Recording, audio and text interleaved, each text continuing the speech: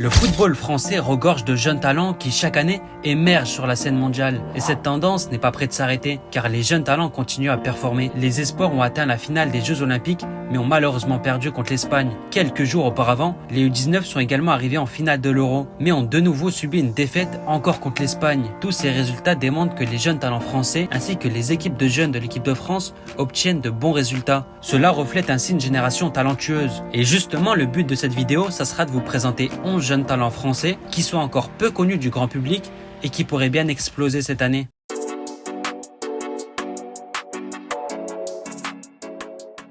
Allez, on s'attaque au gardien et à ce poste-là, Ewen Jawen, c'est clairement un nom à retenir. Il a grimpé les échelons à une vitesse folle. On a commencé à entendre parler de lui il n'y a pas si longtemps, c'était en Ligue 2 avec Rodez. Il débarque en avril 2024 et s'impose directement dans les cages. Il est vite devenu l'un des piliers de son équipe. C'est entre autres grâce à lui que Rodez a pu se hisser jusqu'au barrage d'accession en Ligue 1. Ses performances ont été tout simplement impressionnantes. Il dégage une maturité qui est assez bluffante pour son âge. Résultat des courses, il a enchaîné les matchs et a terminé la saison en fanfare. Avant son ascension en Ligue 2, Jawen évoluait avec les jeunes de Reims, mais étant donné que c'est bouché au poste de gardien et que la concurrence est rude, Reims l'a envoyé en prêt pour se parfaire et gagner en expérience. Pour la nouvelle saison qui vient de commencer, Jawen est retourné en Ligue 2, cette fois-ci à Dunkerque, et maintenant il veut prouver sur toute une saison qu'il a le niveau pour jouer en pro. Et Reims croit beaucoup à son potentiel, ils l'ont prolongé direct avant de le prêter dans la foulée. En regardant de plus près ses statistiques, c'est assez dingue, car l'année passée, c'était le plus jeune gardien à avoir joué dans les championnats européens majeurs en comprenant les deuxièmes divisions. Donc sur à peu près 14 divisions, c'était le plus jeune gardien. Non, sérieusement, à 18 ans, il dégage une maturité assez impressionnante. Concernant ses stats avancées, il a un pourcentage de clean sheet de 37,5%. C'est mieux que 76% des autres gardiens. Et avec ses pieds, il n'est pas non plus maladroit. Ses défenseurs lui font confiance. Il touche environ 45 ballons par match, preuve que son jeu au pied est pertinent. Et bien sûr, Jawen est déjà avec les jeunes de l'équipe de France, ça c'est une évidence. Il a connu les U17, les U18,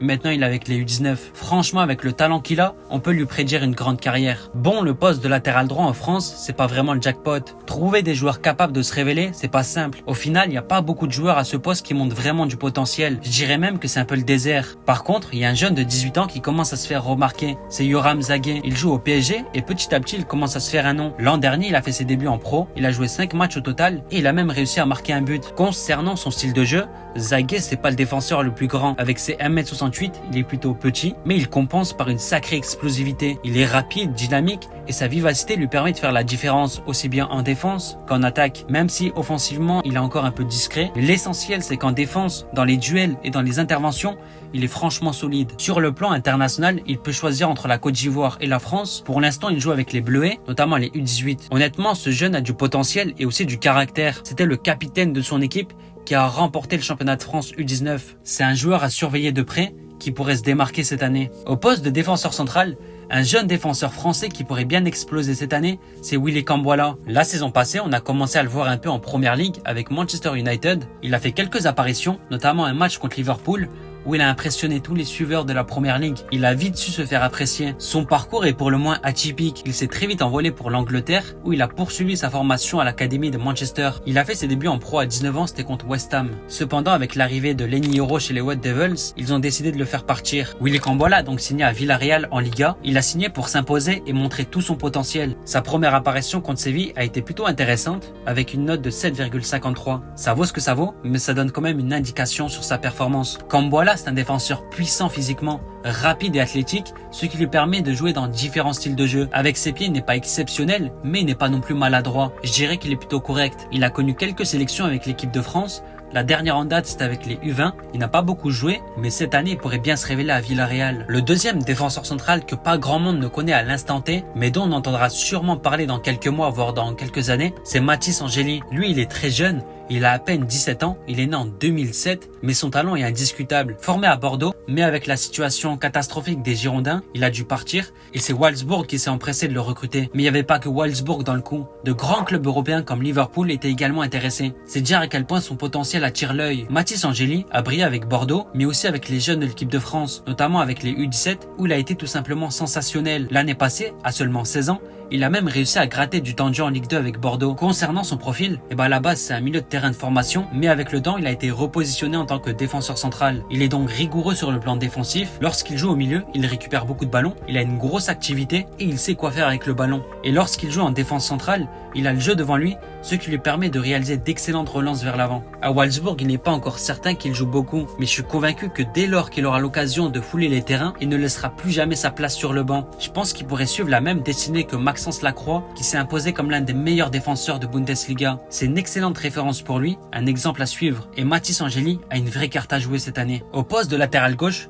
Luca Mincarelli ne cesse de progresser. Il joue à Montpellier et il est encore très peu connu du grand public. Pourtant, ses performances depuis qu'il joue avec les pros sont très prometteuses. Il a fait ses débuts en Ligue 1 l'année passée et il s'est directement imposé. Il est même devenu incontournable à son poste. Il a intégré l'équipe de France U20 et il s'est également imposé. Mincarelli, il a un profil intéressant. C'est un joueur qui déborde d'énergie sur le terrain. Il avale les kilomètres et fait constamment des allers-retours. Il aime attaquer autant qu'il aime défendre. Un profil que les coachs adorent. Ce n'est pas un joueur qui se contente uniquement d'un rôle défensif. Et cela se reflète directement dans ses stats. C'est un joueur qui tire beaucoup et dans les statistiques avancées, il fait partie du top 78% des joueurs à son poste qui fait le plus de tirs cadrés. Défensivement, il est aussi solide, excellent dans les tacles, les interceptions et les balles contrées. Les supporters de Montpellier l'apprécient. L'entraîneur de Montpellier l'apprécie. L'entraîneur des U20 de l'équipe de France l'apprécie. Bientôt, ce sera les supporters français qui vont également l'apprécier. Bien sûr, il doit encore confirmer son talent, mais je pense que cette année pourrait bien être celle de son explosion. Au milieu, on s'attaque à un joueur que j'aime beaucoup, c'est Mathis Amougou. C'est un Stéphanois qui, je pèse mes mots, a énormément de talent. Il a tout. Il est puissant, technique, agile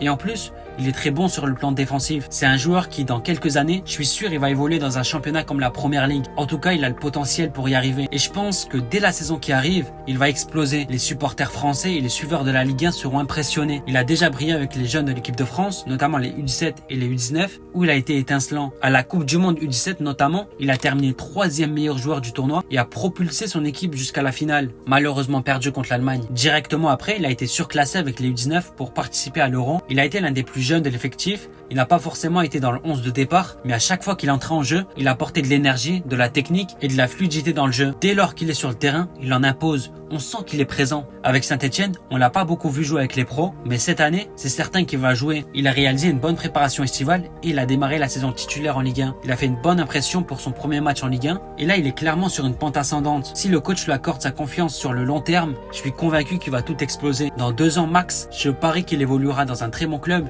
En tout cas, c'est mon pari. Le deuxième milieu qui pourrait se révéler, c'est Ayoub Boadji. Il a à peine 16 ans et cela fait déjà 1 an qu'il évolue avec les pros. C'est le plus jeune de l'effectif lillois et il a battu des records de précocité l'année passée. Il a été le plus jeune joueur français à évoluer en Coupe d'Europe et également le plus jeune joueur français du 21e siècle à jouer en Ligue 1. Et ça, ce n'est pas pour rien, car c'est un joueur qui a prouvé qu'il avait cette maturité pour le haut niveau. C'est un milieu de terrain élégant et technique. Ce qui est impressionnant chez lui, c'est sa capacité à garder son calme sous la pression adverse, ce qui lui permet de gérer le ballon avec une grande assurance. Il ne panique jamais et cherche toujours à faire avancer le jeu de son équipe. Cette confiance en son jeu est remarquable, même si parfois elle peut avoir des conséquences. Il a une excellente qualité de passe, tant passe longue ou passe courte. Sur les passes, il est très bon. Il possède déjà toutes les caractéristiques d'un milieu de terrain de haut niveau à seulement 16 ans. Ce n'est pas impossible qu'il s'impose dans le cœur du jeu de Lille, même si la concurrence est rude. En tout cas, Ayoub Boadji a une carte à jouer dès cette année. Au poste de milieu offensif, l'AS Monaco tient un crack, c'est Simon Boisbré. Ce joueur est vraiment exceptionnel. Il est polyvalent, il peut jouer à la fois au milieu de terrain offensif et également en tant qu'ailier. Né en 2006, il a marqué les esprits lors de l'incroyable épopée des U17 en Coupe du Monde, où il a été l'un des joueurs phares. Avec les jeunes de l'équipe de France, il a franchi un cap, il a rejoint les U19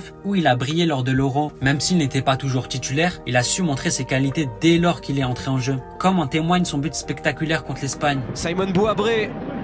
Oh oui, qu'on aime ce Simon Boisbré, que l'on aime ce Simon Boisbré. Boisbré, c'est un joueur audacieux. Il ne laisse personne indifférent. Il prend des risques, crée du jeu et essaye de faire la différence sur le terrain. Ses performances durant l'Euro U19 lui ont valu une place dans le 11 type du tournoi. De retour à Monaco, il a intégré l'équipe première, ça c'est logique. Cette saison en Ligue 1, il pourrait obtenir du temps de jeu et peut-être même s'imposer à Monaco et par la même occasion se révéler aux yeux des Français. Au poste d'ailier, le PSG pourra compter sur Seny Mayulu. Luis Enrique semble apprécier son profil, comme en témoigne son intégration en professionnel à l'âge de 17 ans seulement. En fin de saison dernière, il a joué 8 matchs où il s'est mis en valeur en délivrance délivrant une passe D et en inscrivant un but, malheureusement annulé pour un hors-jeu. Seny Mayulu a montré de belles choses depuis qu'il a fait ses débuts avec les pros. Il a démontré sa palette technique, sa vitesse et sa maturité dans le jeu. Ce n'est pas un joueur qui se cherche à se mettre en avant de manière forcée. Il choisit toujours le choix collectif et fait la passe au bon moment. Et de plus, il a été la révélation du PSG l'année passée en étant élu meilleur joueur de l'académie. Mayulu peut également jouer en tant que numéro 8, ce qui montre qu'il est assez polyvalent sur le terrain. Les supporters parisiens l'apprécient beaucoup et le considèrent comme l'un de leurs chouchous. Mayulu joue avec les jeunes de l'équipe de France, il a connu les U18 et maintenant il est avec les U19.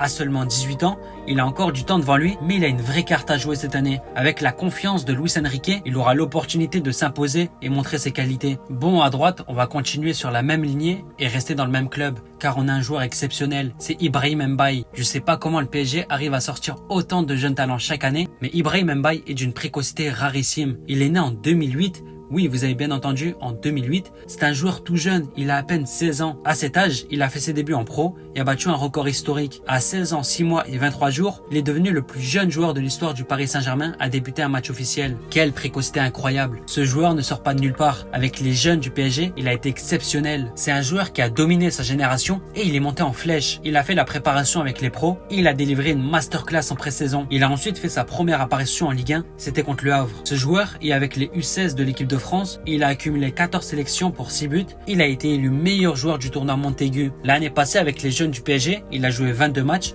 en marquant 8 buts et en délivrant 14 passes D. C'est un ratio impressionnant en étant décisif à chaque match. Ibrahim Mbaye est clairement dans une trajectoire moderne de développement et il va sans aucun doute faire parler de lui cette année. Et enfin, le dernier joueur de cette liste des jeunes talents français qui pourrait se révéler cette année, c'est un joueur un peu plus âgé que les autres, c'est Mathis Sabline. Ce joueur a été d'une importance cruciale lors de la deuxième partie de saison avec le FC Nantes. Il a grandement contribué à l'attaque nantaise. Il a apporté de la fraîcheur et de l'efficacité. Il a marqué 5 buts, finissant la saison sur une bonne note. En ce qui concerne sa carrière avec l'équipe de France, Mathis Sabline a beaucoup porté le maillot des Bleus. Il a évolué dans presque toutes les catégories, les U16, les U17, les U19, les U20 et même les U21. Et en tout, il a marqué 20 buts. Sabline est un attaquant qui se contente pas de sa position axiale et ses statistiques avancées le prouvent. Il aime dézonner, partir sur le côté et faire la différence, que ce soit par la percussion ou par le dribble. Il figure parmi les meilleurs dans ce domaine, avec un pourcentage de dribble réussi de 55,9%, le plaçant dans le top 6% des meilleurs sur cet aspect. De plus, il fait partie du top 93%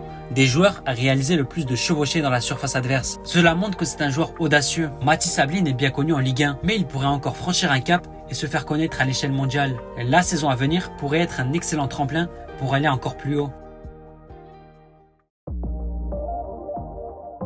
Voilà donc mon top 11 des jeunes talents français qui s'apprêtent à se révéler. Sûrement que certains d'entre eux n'auront pas la saison qui leur est prédestinée, mais en tout cas le talent est là et on va les surveiller de près.